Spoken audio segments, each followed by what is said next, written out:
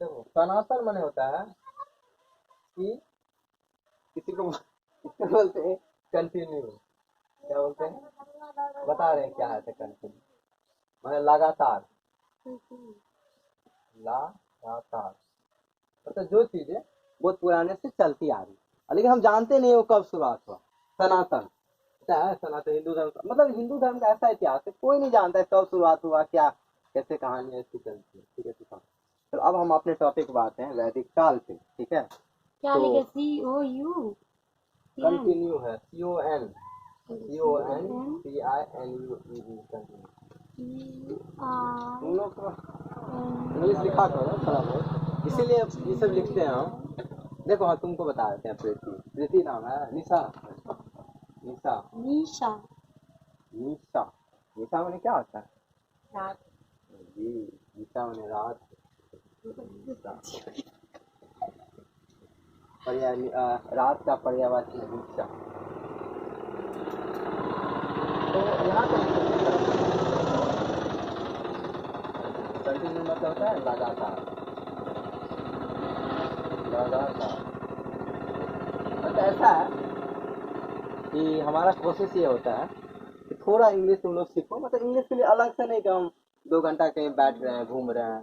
तो ये इसीलिए हम जैसे क्या होता है ना, ये मार्जिन रखे हुए हैं यहाँ पे थोड़ा सा अपना कॉपी का, जहाँ पे हम थोड़ा थोड़ा इंग्लिश लिख देते हैं तो थोड़ा थोड़ा सीख लो। क्योंकि ये प्रोसेस 2-4 महीना 5 महीना 6 महीना करोगे ना तो धीरे धीरे तुमको इंग्लिश चीज़ें समझ में आएंगी। और बाकी हम अभी तो टाइम कम है, लेकिन 1-2 महीना थोड़ा पढ़ा देंगे ना तो इंग्लिश के थोड़ा सा क्लास लेंगे अलग से।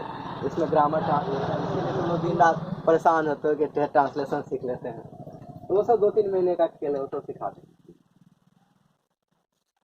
अब हमारा टॉपिक है वैदिक सप्ताह। वैदिक सप्ताह में 2 काल निर्धारण है। एक तो है हमारे पास ऋग्वैदिक काल और उत्तर वैदिक काल। ठीक है। तो इसको मिटा देते हैं, बाकी बाद में बात लिख लिए तुम लोग इसका इंग्लिश या पढ़ दिया अच्छा। तो ऐसा है कि हमारे पास वैदिक काल में हम अच्छा खासा वैदिक काल के बारे में पढ़ा दिए हैं। इसमें 2 समय काल है। मतलब क्योंकि क्या होता है जब बंधन क्या कर रहे सुनाई दे रहा है। हैं ये सब काम मत करो। जब टाइम निर्धारण ज्यादा होता है तो उसको 2 खालों में हम लोग बांट लेते हैं। एक है हमारे पास 1500 से लेके 1000 ईसा पूर्व की कहानी ईसा पूर्व, और इसके बाद हमारे पास 1000 से लेके 600 तक कहानी।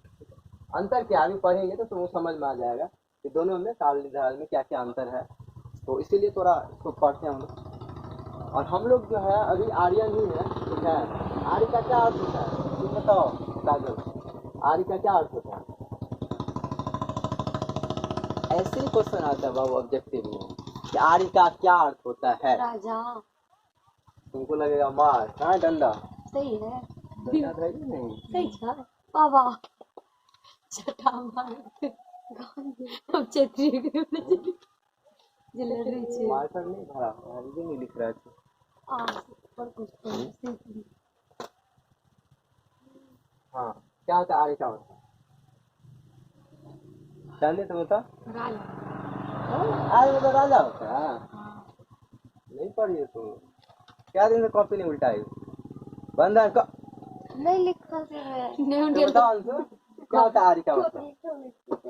सबके बाबूजी को वीडियो भेजना पड़ेगा वो देखो ऑनलाइन चलता है वो। देखो तो आपकी बच्ची कितनी पढ़ती है फिर कंप्लेन करेगा टीचर पढ़े हुए नहीं करते। टीचर बहुत ठीक ठाक पढ़ा देते हैं हम जो बोले हाँ वंश होता है आर्य मैंने वंश होता है।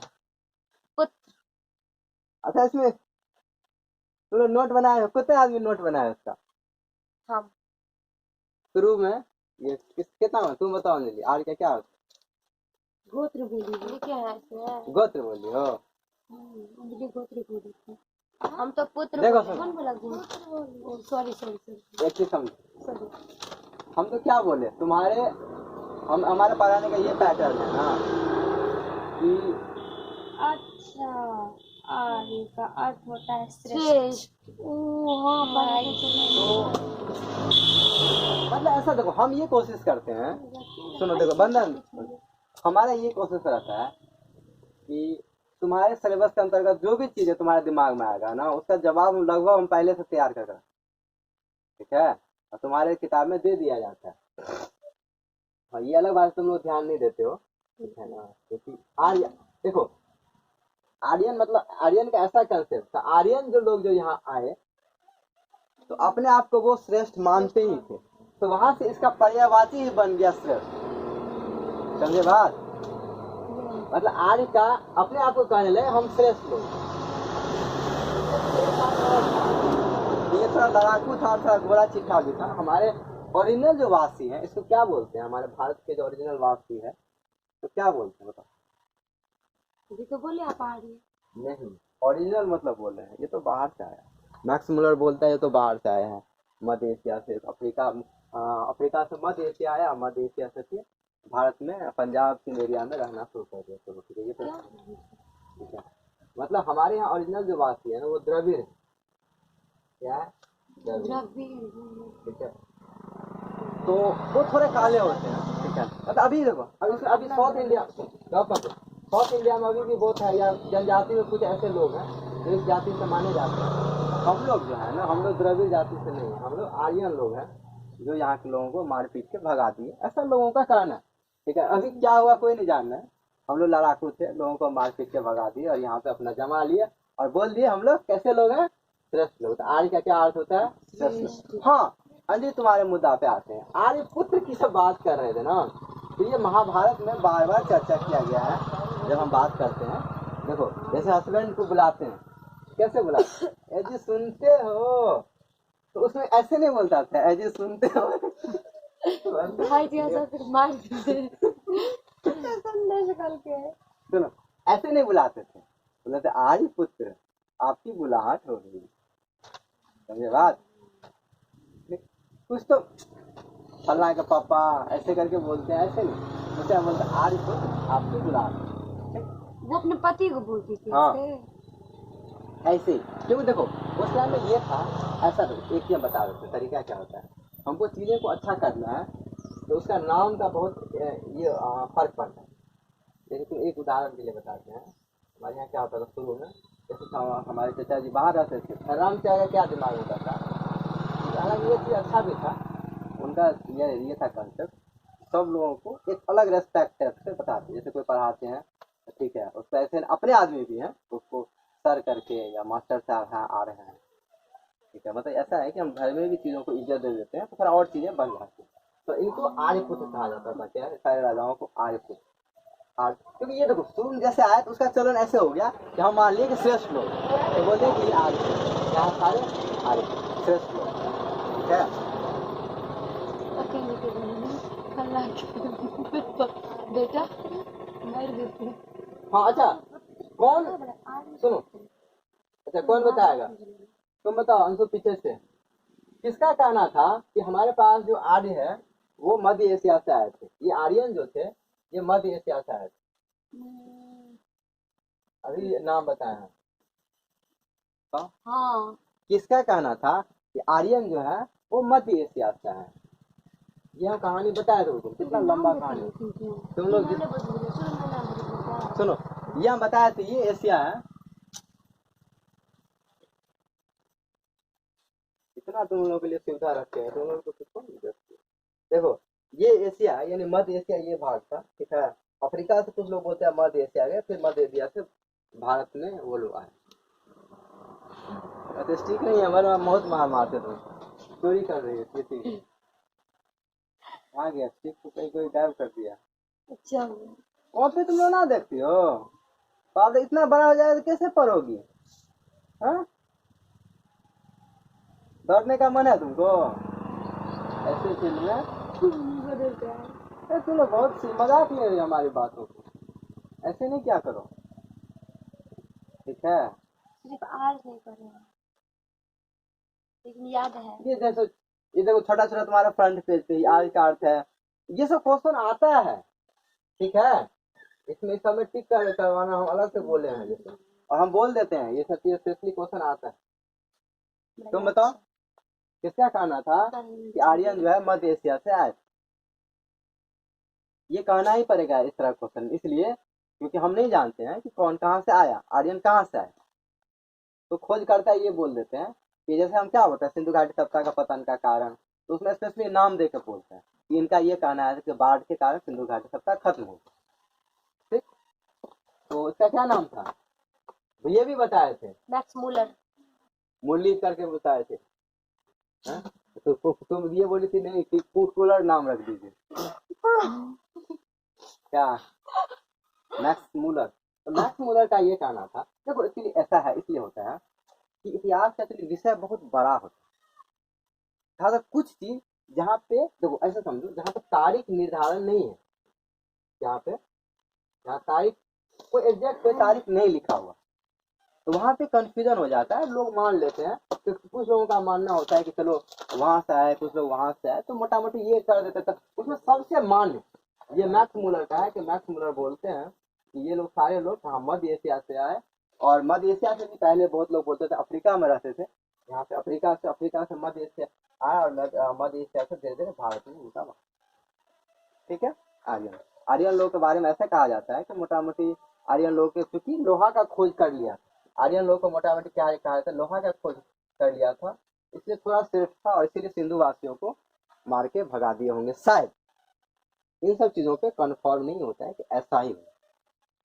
ठीक, चलो तो ये इसका कहानी था। हाँ, अब ये बात आता है कि देखो हर जैसा कि काल में हम बोले थे कि वैदिक सप्ताह के बारे में पढ़ते कहाँ थे हम लोग, क्या कि वैदिक सप्ताह में इसके बारे में हम लोग दो शाख पढ़े, एक तो पुरातात्विक शाख और एक क्या होता है हमारे पास साहित्यिक शाख। पुरातात्विक शाख पे जो ज्यादा नहीं है, लेकिन बोगा जो गोई का एक अभिलेख है जहाँ से थोड़ा सा पता चलता है इसका बारे में। और मृदभांड, मृदभांड क्या होता है तुम बताओ काजल, क्या होता है मृदभांड? हाँ, मिट्टी के बर्तन को मृदभांड बोलते हैं। ठीक है, हमको लगा ये भी नहीं पूछा याद। तो घर पे जाकर पूरा किताब देखा करो, तो चीजें आसान। देखो बाद में क्या हो जाएगा ना, बोरिंग लगने लगेगा, क्योंकि तुमको याद ही नहीं रहेगा कि हम पढ़े क्या, तो फिर तुमको तो कष्ट होगा, तो कष्ट होगा तो फिर तुम पढ़ोगे नहीं, फिर डंडा मारना पड़ेगा। तो हम नहीं चाहते, इसलिए हम नहीं चाहते डंडा मारे, तुम लोग खुद ब खुद पढ़ना शुरू कर दो। तो देखो, और दूसरा तरीका ये बोलते हैं कि इतना आसानी से चीजें याद नहीं होती है, तो थोड़ा मतलब धीरे धीरे प्रयास करो, और बाकी लिख लिख के याद करने का प्रयास। ठीक, जैसे सवाल दे दिए तुम लिख के ले आए, तुमको गैस पेपर मिल गया, तुमको अंशु कहाँ है नीतू? ठीक है, उसको भोज खाने दो। तो कैसे पढ़ेगी लड़की, तो इसीलिए तुम लोगों को नहीं कुछ कर पा रहे। ऐसा नहीं है कि देखो मोटा मोटी ये देख लिए कि कोई टीचर पढ़ाते हैं तो ठीक ठाक पढ़ा देते हैं, मोटा मोटी ऐसा नहीं, तुम ही लोग नहीं पढ़ते, कंटिन्यू जाओगे नहीं क्लास, 2 दिन के बाद छोड़ कर जाओगे, 2 दिन चल जाओगे कहीं ब्याह में, कहीं कहीं चल जाओगे, तो ठीक है एक आध दिन इमरजेंसी बाद छुट्टी कर लेंगे, इतना एक आध दिन छुट्टी करोगे कैसे पढ़ो। और एक चीज और बता देते हैं, तुमको ऐसा लगता है, किसी को अगर लगता है कि नहीं हमारी मजबूरी है, ठीक है सुनो ध्यान से, ये बात हम वेद से ही लेके बोल रहे हैं, हमारी मजबूरी है कि हम पढ़ नहीं पा रहे हैं, तो ये बात गलत है। हम खुद ही हैं जो हम जिसके कारण हम पढ़ नहीं पा रहे, ठीक है। मतलब जहाँ चाह वहाँ राह, एक कहावत है ना, जहाँ चाह है हमारी वहाँ हमारा राह जरूर निकलना।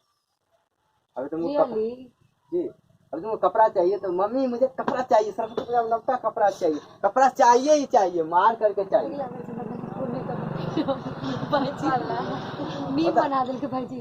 एक बात बोल रहे हैं, तुमको चाहिए ही चाहिए, ठीक है। मतलब एक बात बोल रहे हैं, मैंने सरस्वती पूजा एक बहाना, कोई भी पूजा है तो तुमको चाहे कैसे मिल जाता है, तुम ऐसे कहा बोलते हमको पढ़ना ही पढ़ना, नहीं गो जाना है, पढ़ना ही पढ़ना, ऐसे तो कभी नहीं बोलते हो। ऐसा जब तुमको लगने लगेगा ना तब चीजें आसान हो जाती है, अच्छा लगेगा तुमको, तो उसमें आने में थोड़ा समय लगे, इस बात को हम जानते हैं, लेकिन ठीक है कोशिश करो। चलो तो दो साथ देखो, एक साथ, अच्छा तुम बताओ अंशु, पुरातात्विक का क्या अर्थ होता है? पुरातात्विक, पूरा तात्विक स्रोत, इसको आर्कियोलॉजिकल स्रोत, आर्कियोलॉजिकल स्रोत क्या होता है बताओ? ऐसे छोड़ने क्या भाई, जो याद रख सो दिमाग में रखना। पुरातात्विक, चलिए पुरातात्विक स्रोत क्या होता है? देखो हम छोड़ेंगे नहीं तुम लोग, ऐसे मत तुम इतना आसानी मेरे पास पढ़ोगे तो डेली पूछा जाएगा। हाँ अरे पुरातात्विक स्रोत की बात कर रहे हैं हम, पुराना वैदिक काल नहीं कर रहे हैं। स्रोत, पुरातात्विक स्रोत। तो हिंदी भी कमजोर है बहुत।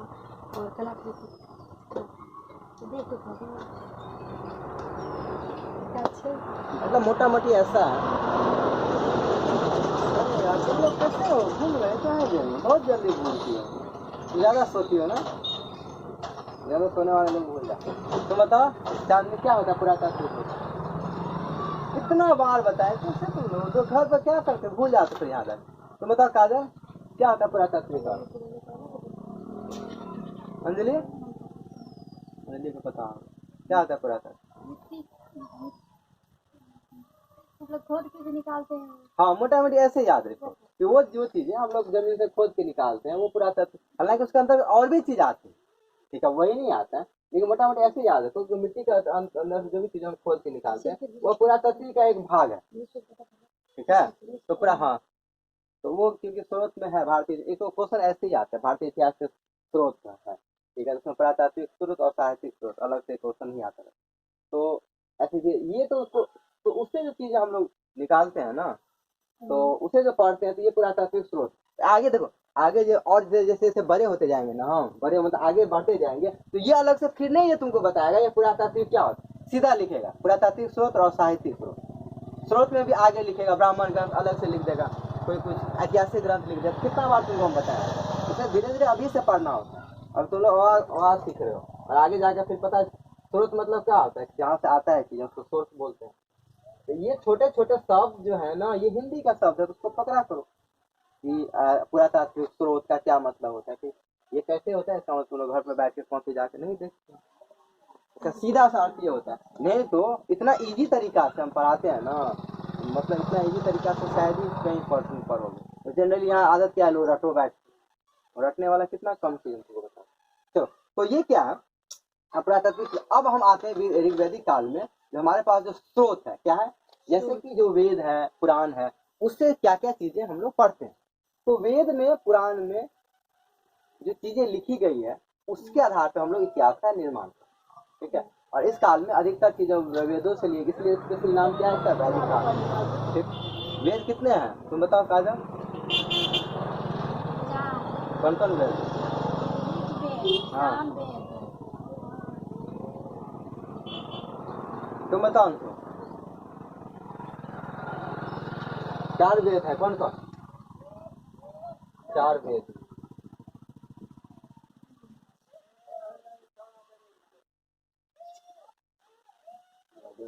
नहीं पढ़ता घर पे तुम पढ़, क्या सजा दिया जाए तुम लोगों को, दोहराया जाए मारा जाए, उनको समझ।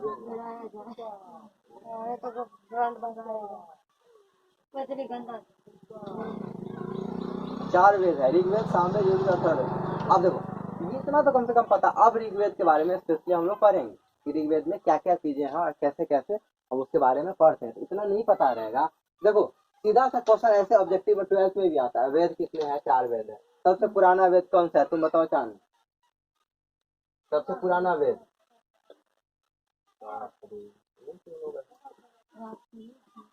सबसे पुराना वेद कौन सा है?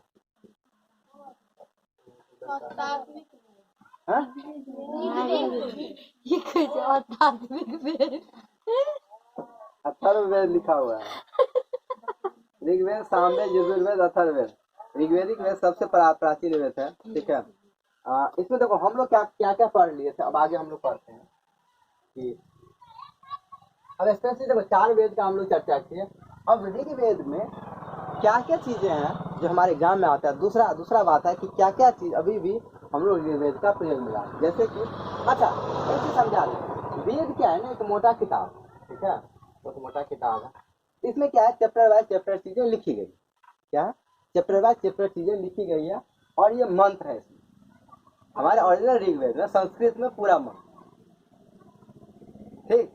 तो अभी जितना हम लोग मंत्र पढ़ते हैं, चाहे गायत्री मंत्र पढ़ते हैं, तो अधिकतर मंत्र हमारे वेदों से लिया गया। और चूंकि अच्छा ये मंत्र संस्कृत में क्यों लिखा गया है, अंशु तुम बताओ, इंग्लिश में क्यों नहीं लिखा गया?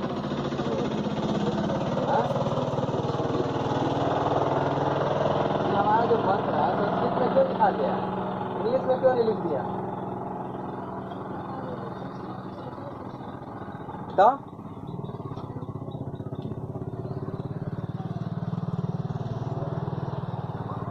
क्या है ठंडा इसके पीछे, तुम बताओ। अभी पढ़ते हैं ना, पता है क्यों नहीं पता है कि सारा ओम भूर्भुवः स्वः जो भी मंत्र है ये सारा संस्कृत है। संस्कृत में ही क्यों है, तुम्हारे इंग्लिश में क्यों नहीं लिख दिया है? क्या बोले थे? बिल्कुल तुम लोग कॉपी नहीं उल्टाते।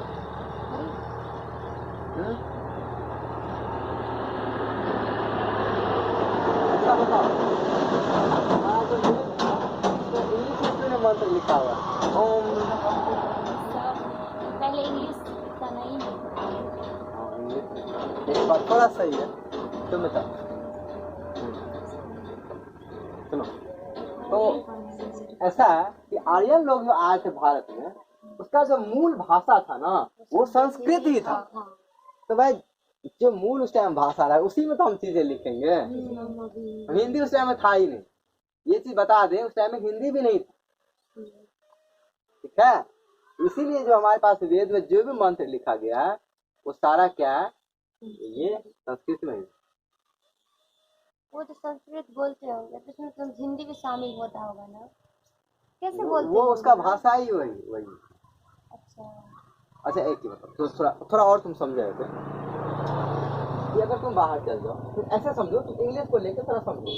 इंग्लिश अगर जो सीख लेता है, अगर वो घर में एक समझो, एक वो कंपनी में, ठीक है, और कंपनी का रूल है कि वहाँ हमको इंग्लिश सीखना, और एक है लोग घर में, ठीक है, अपने हाउस में,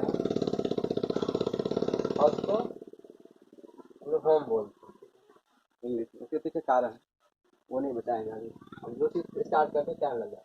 तो कंपनी में है इस प्यारा घर को हम लोग होम बोलते हैं, दूसरे घर को घर बोलते हैं।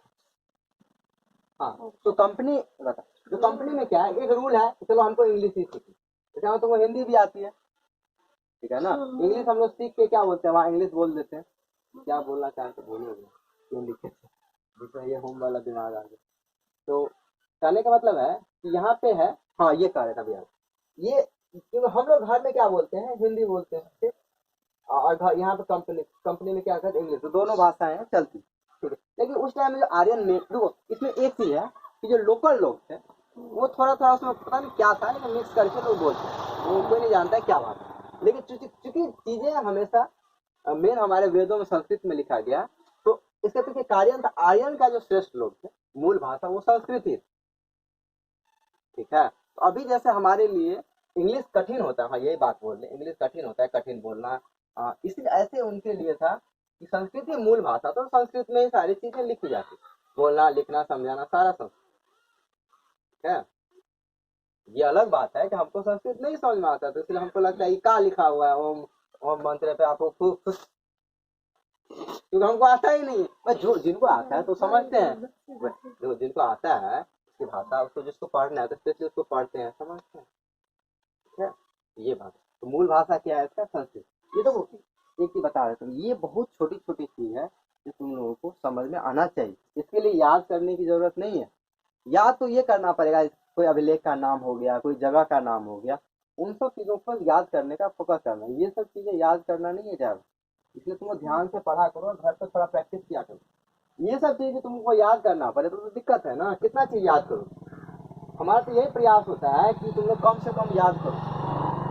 चलो तो ये हो गया। हाँ अब वेद की बात करें, ठीक, तो हम इसमें एक बात, सबसे प्राचीन वेद है ऋग्वेद, ठीक है, इसके संकलन करता कृष्ण द्वैपायन, संकलन करता मतलब बताए थे, संकलन माने क्या होता है, संकलन कौन बताया, संकलन तुम पीछे बैठे हो ना, आप चाहे निवास होकर, संकलन माने क्या होता है,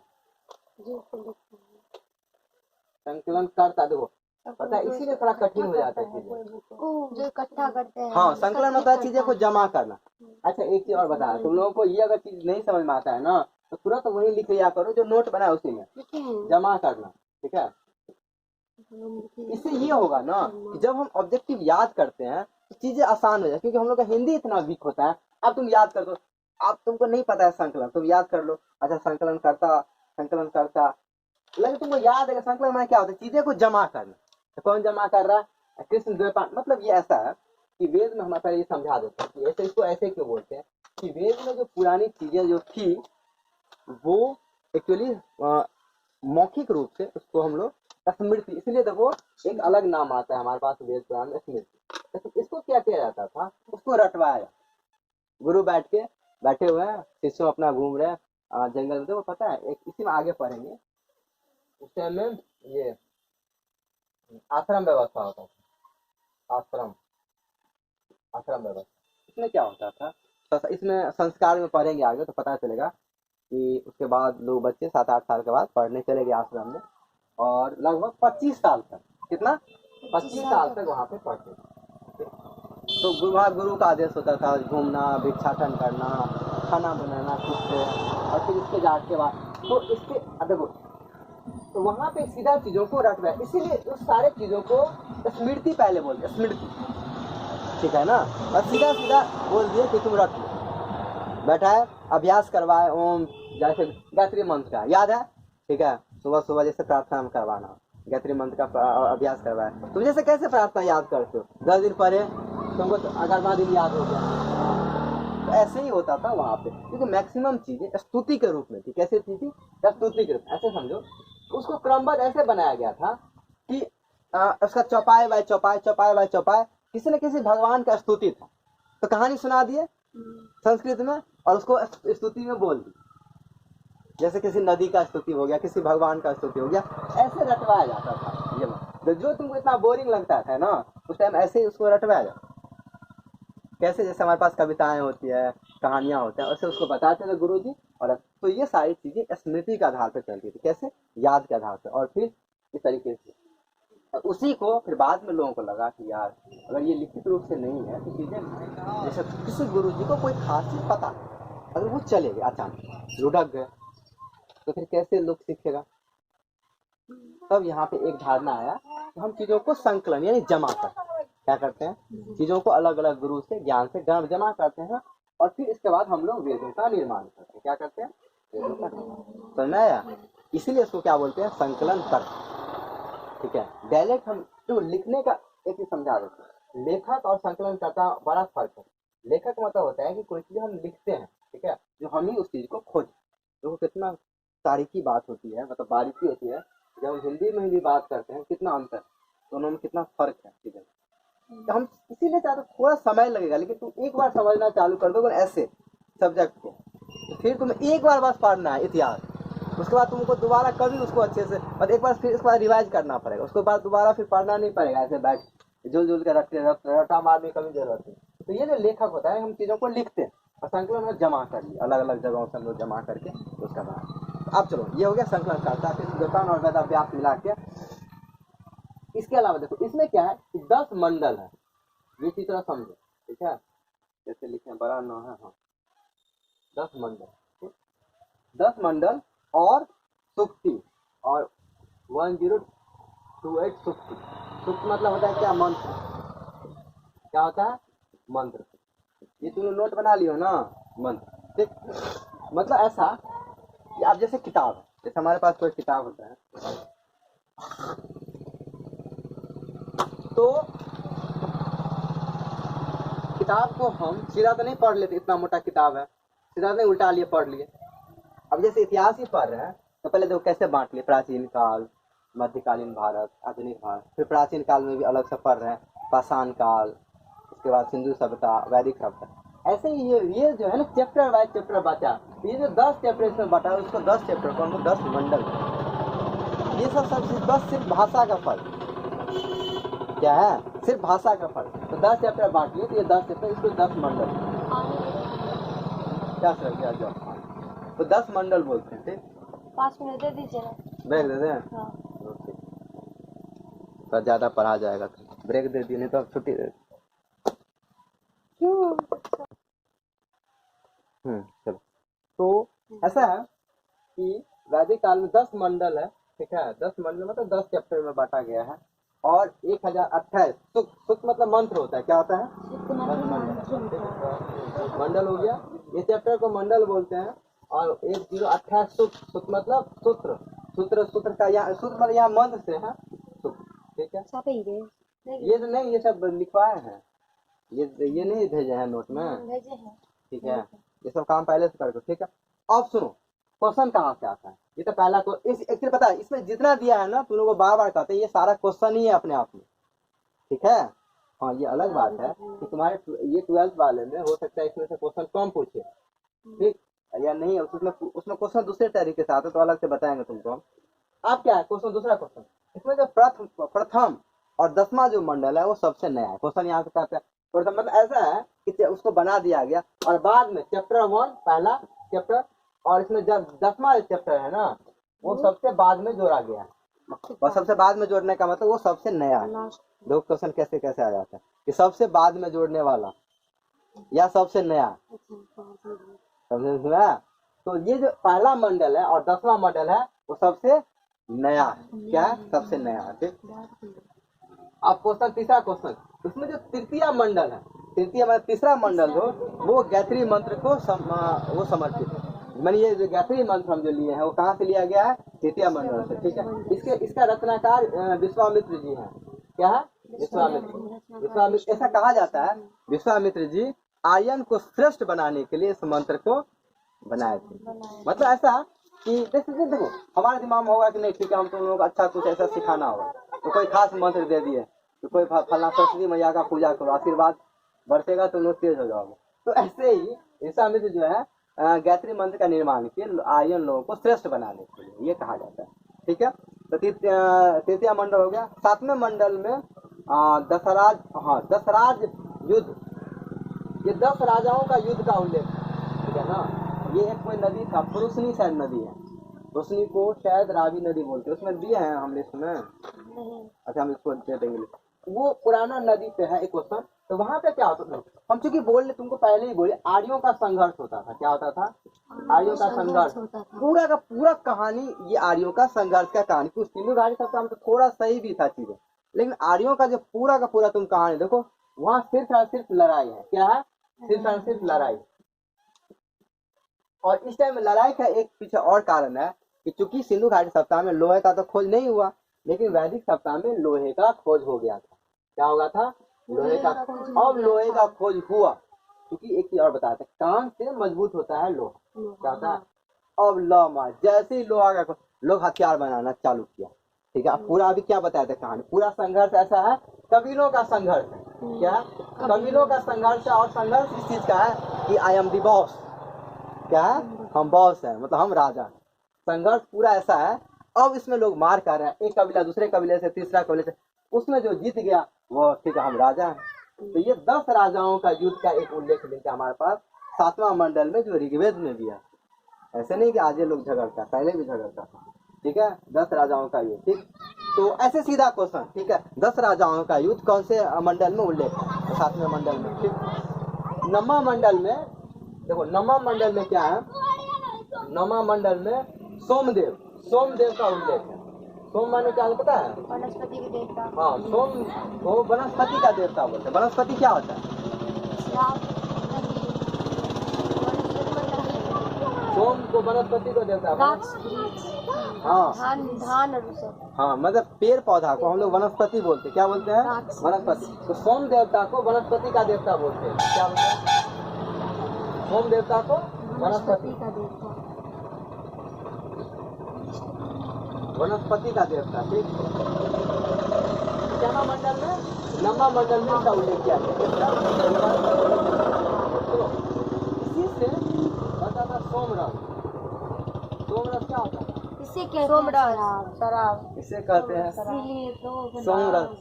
सोमरस ओरिजिनल वहाँ का होता था, तो उस टाइम में लोग वोडका चढ़ाता था, दारू पी के लोग नाचे मस्ती किए, ठीक है। ऐसा नहीं कि आज ये लोग शराब पीता है, राजा महाराजा भी, मतलब उस टाइम में देवता भी शराब पिए जाते। तुम लोग कोई रामायण महाभारत ना देखते ना, देखे हैं, इंद्रदेव के इंद्र राज में ज्यादा होता है। अब इंद्र अगर बहुत दिन लोग काम किए, पूरा स्वर्ग में यही खेला चलता। अब इंद्र भगवान राजा बैठे हुए हैं, सब नाच रही है नर्तकी सब, और सब पिला रही है वोडका, सब सब इंद्र भगवान नाच रहे हैं। तो सोम रस, तो सोम इससे बन जाता है सोम रस, ठीक है। रस माने क्या होता है? रस माने होता है ना कि उसका पानी में कोई चीज को रस बना दो, तो सोम मतलब वृक्ष का रस, सोम रस। ये इसको वनस्पति के कौन देवता, से वृक्ष से बनाता हूँ? ये तो नहीं कहते हैं, लेकिन बोल देते पेड़ से बनाते हैं तो सोम रस। चलो 10वां जैसे मंडल में, ताड़ी बनता वैसे ही हाँ घर ठीक बनते है, हैं। तारी मोह, तो ये सब टेक्निक पहले भी था लोगों का। ये तुम मत सोचो कि तुम पहले बार दुनिया में आए, ये थोड़ा भ्रम तुम लोग बता रहे हैं कि निकाल दो कि दुनिया में हम ही लोग पहले आए। वैज्ञानिकों का मानना है कि ऐसे ऐसे हजार मतलब कितनी सभ्यताएं चली गई और चीजें खत्म हो गई, और फिर से हम लोग शुरुआत। ये ऐसा ही है हमारे सभ्यताओं का कहानी कि जैसे एक थोड़ा बच्चा जन्म लिया, थोड़ा बड़ा हुआ और थोड़ा बड़ा हुआ, बूढ़ा हो गया, मर गया, ठीक है। इसका मतलब ये थोड़े है कि दुनिया खत्म हो गई, फिर दूसरा बच्चा और बड़ा हुआ। तो सभ्यताएं का कहानी ऐसा ही है। अभी जो हम हजारों साल की कहानी पढ़ रहे हैं, तो सभ्यता का कहानी ऐसा ही है। ये ऐसे प्रूव करता है साइंटिस्ट, क्योंकि तुम सिंधु घाटी सभ्यता के बारे में पढ़ो, तो सिंधु घाटी सभ्यता को खोद के जो ये पता चलता है कि कितनी विकसित सभ्यता है। जो नाला, जो घर बनाने का पैटर्न, जो तरीका थे, अभी भी हमारे गांव में नहीं। इसका मतलब अभी हम लोग विकसित नहीं हुए, अभी हम लोग विकसित ही हो रहे। तो इस बात को समझो। हमारा भ्रम होता है ना कि गाँव में आप स्मार्टफोन, ऐसा नहीं है। तुम अब अमेरिका को थोड़ा कंपेयर करो, अभी तो दुनिया इतना फास्ट हो गया है, तुम अपने आप को, तुमको लगे कि नहीं हम बहुत आगे हो गए, तो तुम अमेरिका को देखो, लंदन को देखो, वहाँ पे जो बिल्डिंग है, वहाँ पे जो सड़क है, वहाँ पे जो नाले हैं, उसकी जो व्यवस्थाएं हैं, उसका मतलब वो टॉप व्यवस्था। अभी तो हम उस फेज में पहुंचे भी नहीं है। इसका मतलब हम धीरे धीरे बढ़, ठीक है। तो सभ्यताएं का विकास का क्या होता? अब वहाँ पे जो प्लानिंग, वहाँ पे अचानक भूकंप आ जाए, कुछ आ जाए, सब लोग अचानक खत्म हो जाए, तो 1000 साल का उसका खुदाई करे, तब दिखेगा ना, और यार कितना अंतर है विकास के सभ्यताएं के क्रम का। तो ये सभ्यता का मतलब यही होता है, विकास होते होते अपने चरम सीमा पर पहुंच जाता है, कुछ ना कुछ होता है। क्योंकि जिंदगी एक न एक बार खत्म होना है, तो सभ्यताएं एक न एक बार खत्म हो जाए, ठीक है। फिर नया सभ्यताएं फिर से शुरू होती है। जिंदगी कैसे होता है, एक फिर बच्चे जन्म लेते हैं, तो बच्चे थोड़े ऐसे बूढ़े होते हैं, फिर से शुरुआत होती है, फिर बड़ा हुआ, छोटा हुआ, फिर मतलब फिर बड़ा हुआ और बड़ा, फिर तो सप्ताह का ऐसा ही क्रम, ठीक है। इसीलिए तो एक चीज बता दो, तुम बार बार बोलते हैं वैदिक सप्ताह को, इसीलिए ग्रामीण सप्ताह बोलते हैं, पता है निशा क्यों बोलते हैं वैदिक सप्ताह ग्रामीण सप्ताह? सिंधु घाटी सप्ताह को तो शहरी सप्ताह बोलते हैं, लेकिन वैदिक सप्ताह ग्रामीण सप्ताह बोलते हैं। इसको कहानी लोगों के दिमाग में होता है, बस एग्जाम में रट्टा मारते रहता है नंबर लाने। जबकि अभी हम क्या पढ़े इतिहास के कालक्रम, सिंधु घाटी सप्ताह के बाद वैदिक काल आता है, तो हम तो उससे ज्यादा विकसित होना चाहिए ना, जबकि उल्टा है। ये बात कंफ्यूजन होता है, इसलिए याद नहीं होता है कि सिंधु घाटी सप्ताह ही शहरी सप्ताह था, जबकि वैदिक सप्ताह ग्रामीण सभ्यता थी। कैसा था? ग्रामीण सभ्यता था।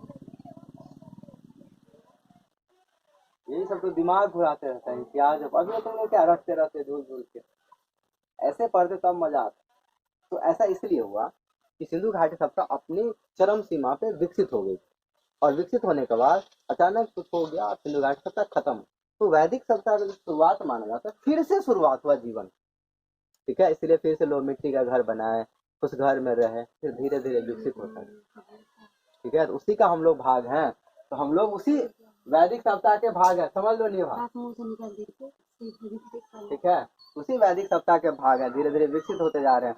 फिर ऐसा कुछ आएगा, हम लोग बम उम बना लिए, अपने को मार लिए, फिर हम लोग खत्म हो जाएंगे।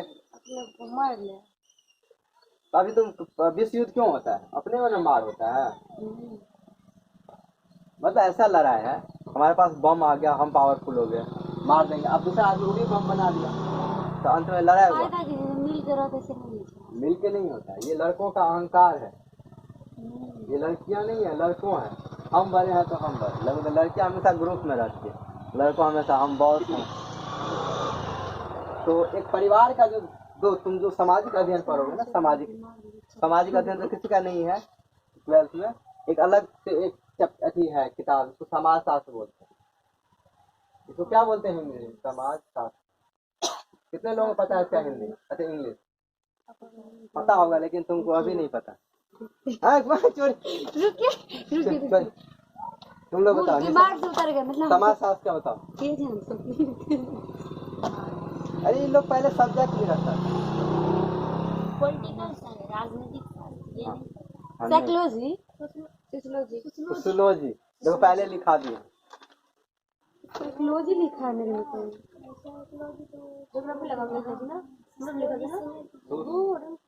क्या था पहले बोलोगे। सोशियोलॉजी है। क्या लिखा मेरे में? SOCOLOGHY। एच नहीं होगा, ई वाई होगा। यहाँ सोशियोलॉजी होगा। सोशियोलॉजी तो वो क्या है मिस्टेक? तो ये जो समाज की जो पूरी धारणा है ना, वो महिलाओं का देन है। महिलाएं हमेशा ग्रुप में रहती हैं, उसके लिए पीछे विज्ञान है। उतना नहीं हम लोग चर्चा करेंगे, फिर क्या टाइम लग कर जाएगा। दीजिए ना। नहीं, इसको खत्म करने में 10वां मंडल सुनो। मतलब महिलाएं का ये गुण होता है, वो चाहती है हम ग्रुप में रहें। ये उसका मूल स्वभाव है। बंद हो गया। बैटरी डाउन हो गया। विस्तार में कहाँ बता रहे हैं? वो बंद नहीं हुआ था मैसेज। तो सुनो, अभी तक हम लोग 9 मंडल 10वां मंडल में वर्ण व्यवस्था की बात करता है। ठीक है, 10वां मंडल में ये जो हमारे पास जो 10वां चैप्टर है वो वर्ण व्यवस्था की बात करता है। ठीक है, जिसमें हम लोग वर्ण मतलब होता है, क्या होता है वर्ण मतलब तुम बताओ। वर्ण मतलब क्या होता है, वर्ण का अर्थ क्या होता है तुम बताओ। हाँ, तो घर पे बस जाके खाली खाना पकाती रहती है। कितना पढ़ो लिया करो। काजल बताओ, वर्ण माने क्या होता है। वर्ण का अर्थ क्या होता है। जाति तो ठीक है, ये व्यवस्था है, लेकिन वर्ण का अर्थ क्या होता है। अर्थ नहीं है, पर्यायवाची शब्द है भी, रंग। हाँ, रंग होता है वर्ण का, रंग। अर्थ भी इसका अर्थ है, और उसी को हम लोग जाति, इसलिए वर्ण का जो इतिहास में वो जाति व्यवस्था है। तो यहाँ जो वर्ण व्यवस्था की बात कर रहे हैं वो क्या है, एक जाति व्यवस्था थी। 9वें मंडल में जाति व्यवस्था। ये जो कितना जाति में था उस टाइम में, ऋग्वैदिक काल में कितने जाति में विभाजन था मेनली। 4 वैसे मेनली 3 जाति था। नहीं, उससे बाद में हुआ, लेकिन ब्राह्मण, क्षत्रिय और वैश्य 3 मोटा मोटी जाति था उस टाइम में। शूद्र नहीं था। शूद्र का चर्चा नहीं मिलता है ऋग्वैदिक काल में। ठीक है, बाद में उत्तरवैदिक काल में शूद्र का चर्चा होता है। शूद्र का ये सर कंसेप्ट ऐसा होता है, शूद्र में क्या होता था एक्चुअली, जैसे राजाओं से युद्ध किया। ठीक है, राजा युद्ध किया था। अब एक कबीला के कोई राजा है, ठीक है, मोच वाला, इस दूसरे कबीला, अब इसके ग्रुप का कोई बहुत सारा आदमी है। ठीक है, अब इसको ये हरा दी, सुनो, इसको ये हरा दी।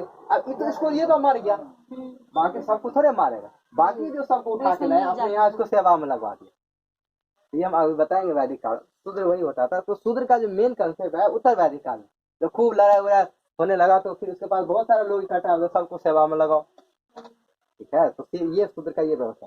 तो 10वां मंडल में क्या वर्ण व्यवस्था का चर्चा। ठीक है, सामवेद में किसका गीत का चर्चा किया गया है। 7 स्वरों का सर्वप्रथम प्रयोग सामवेद में चर्चा करते हैं। ठीक, हम क्या क्वेश्चन पूछे थे, तुम पूछी थी भाई से क्या सामवेद के बारे में, सारे गाँव को पूछने की अपने बताए थे, आप खुद ही बता दिए थे, कोई और विशेष हो सकता है उनके पास जानकारी, क्योंकि म्यूजिक से जुड़े हुए हैं ना हम। तो क्या है ये क्वेश्चन बता दीजिए। हाँ, मैंने वेद का जो संगीत का मेन मूल धारणा क्या है। ठीक है, मूल धारणा, इससे हर चीज का एक मूल क्या होता है ना। तो हमने जो धारणा वही तो मूल धारणा क्या अर्थ होता है कि वो जो चीजें कोई चीज हम बनाते हैं उसके पीछे लक्ष्य क्या। अच्छा, मूल धारणा के पीछे, जैसे इतिहास पढ़ रहे हैं उसका क्या एक लक्ष्य होता है। तो सामवेद हम लोग में जो गायन की जो कला है वो कैसे आया और उसके पीछे क्या लक्ष्य। सिंपल था, मूल धारणा का अर्थ होता है लक्ष्य। यजुर्वेद यज्ञ, सुनो, यजुर्वेद में यज्ञ की विधियों के संबंधित है। गद और पद दोनों में लिखा है। सुनो, गपन को एक थोड़ा खत्म कर देते हैं। यजुर्वेद मतलब सामवेद में गायन, यजुर्वेद में यज्ञ की जो विधि होती है, जैसे कि किसी भगवान को कैसे यज्ञ करें, कैसे उसका क्या विधि ले, ये सारा यजुर्वेद में लिखा गया। अथर्ववेद में देखो, अथर्ववेद फेमस है किसके लिए, जादू टना भूत प्रेत है। अथर्ववेद में जादू टना भूत प्रेत की कहानियां है अथर्ववेद इसलिए थे। और वशीकरण माने क्या होता है पता है। वशीकरण, हाँ, क्या होता है वशीकरण, जब हम अपना वश में करना। हाँ, वशीकरण इसी को बोलते हैं कि जैसे किसी को वश में कर लिया। नहीं कहते मन मोह लेके, मन मोहिनी मोह ले, मतलब जैसे यार जिसको हमारे नून पढ़ाएंगे खुद नून पढ़ा ठीक बोल। तो ये सब होता था वशीकरण, ठीक है। तो अथर्ववेद में, ठीक है। दूसरा पहला क्वेश्चन ये, और दूसरा सबसे बाद का वेद, जैसे ऋग्वेद पहला वेद है, तो सबसे अंतिम वेद क्या है हमारे पास, ये अथर्ववेद। मतलब तो ये क्वेश्चन आता है, ये सबसे मतलब नया वेद, ऐसे क्वेश्चन आता है, सबसे पुराना और सबसे नया। तो जो सबसे बाद में है सबसे नया है, समझे, सबसे पुराना वेद है। तो सबसे नया वेद क्या, अथर्ववेद, ठीक।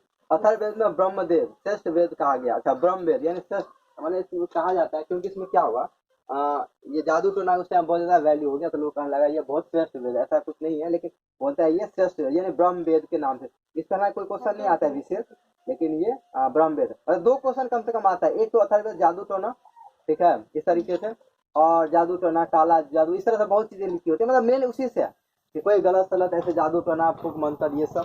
और दूसरा सबसे पुराना मतलब सबसे नया वेद है, ठीक है, सबसे नया वेद और सबसे बाद का वेद है।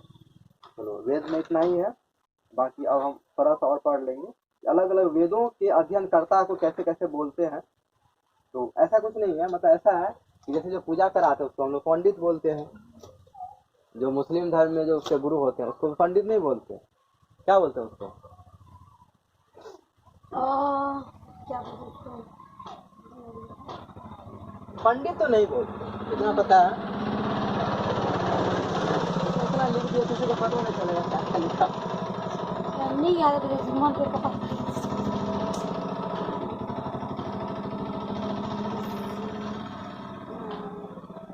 पंडित बोलते हैं कलमा, कलमा, नहीं मौलवी, मौलवी, सीरियलों का नाम से सुनो, हिंदू धर्म के लोग पंडित बोलते हैं, क्रिश्चियन के धर्म को फादर बोलते हैं, सिख के पता नहीं गुरु ग्रंथ साहिब क्या सदगुरु बोलते हैं। मतलब कहने का मतलब ये है कि तो हमारा कहने का ये भाव है, धर्म का नाम मतलब हर धर्म नाम, ठीक है। ऐसे ही इस टाइम में जो वेदों का अध्ययन करते थे उसका अलग अलग नामों से हम लोग बुलाते थे, ठीक है। मुसलमान लोग बोलते नहीं मंदिर से, जैसे ऋग्वेद को पौत्री, ठीक है, सामवेद को उद्गाता, यजुर्वेद क्या अथर्वयु बोलता था, अथर्ववेद का ब्रह्मा।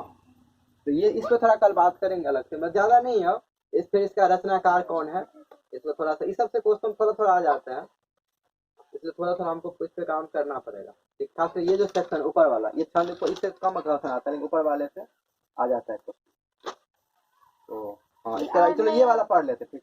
उपनिषदों की संख्या, ठीक है, टोटल 118 उपनिषद है, सॉरी 108 उपनिषद है, ठीक। मतलब देखो ऐसा नहीं कि वेद में ही चीज जानकारी है, इसके अलावा उपनिषद है, ठीक। इसके बाद तुम सुने होगे कोई मर जाता था पुराण कथा करवाते हैं, पुराण, ठीक है। तो पुराण की संख्या कितनी है, 18 पुराण, जैसे विष्णु पुराण, गरुड़ पुराण, जैसे गरुड़ पुराण करवाते हैं ना, ठीक है। ये सारे पुराण, तो सबसे प्राचीन पुराण है हमारे पास मत्स्य पुराण, क्या है, मत्स्य पुराण सबसे पुराना पुराण है हमारे पास। तो टोटल 18 पुराण हो गया। और वेदांग की संख्या कितने, वेदांग बताएंगे, वेदांग 6 है। मतलब वेदों के अध्ययन के लिए जैसे होता है ना, इंग्लिश सीखने के लिए क्या हमको ग्रामर सीखना पड़ता है, ऐसे ही वेद को सीखने के लिए हम लोग वेदांग पढ़ते हैं। ये टोटल 6 है, इसका नाम इसमें नहीं लिखा है, हम बता देंगे, ठीक है। टोटल 6 वेदांग, इसमें से क्वेश्चन कम आगे इसमें लिखा नहीं, वेदांग 6 है। लुसेंट में इसका चर्चा किया।